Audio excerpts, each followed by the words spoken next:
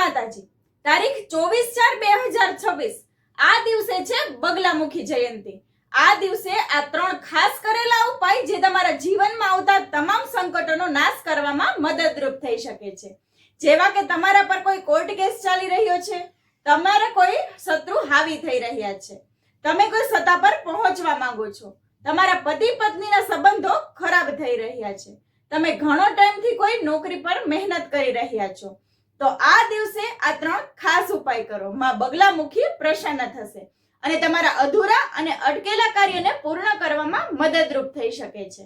24/4/2026 ના દિવસે સવારે પહેલો ઉપાય, નાહવાના પાણીમાં એક ચપટી હળદર નાખીને સ્નાન કરો। બીજો ઉપાય, આ દિવસે પીળા રંગના વસ્ત્રો ધારણ કરો। અને ત્રીજો ખાસ ઉપાય, બગલામુખીની પ્રતિમા અથવા પોસ્ટર સામે બેસીને એક ઘીનો દીવો પ્રજ્વલિત કરી તેમાં પીળી સરસવ પધરાવો અને ત્યાં જ બેસીને તમારા મનની કોઈ પણ મનોકામના માં બગલામુખી સમક્ષ રજૂ કરો।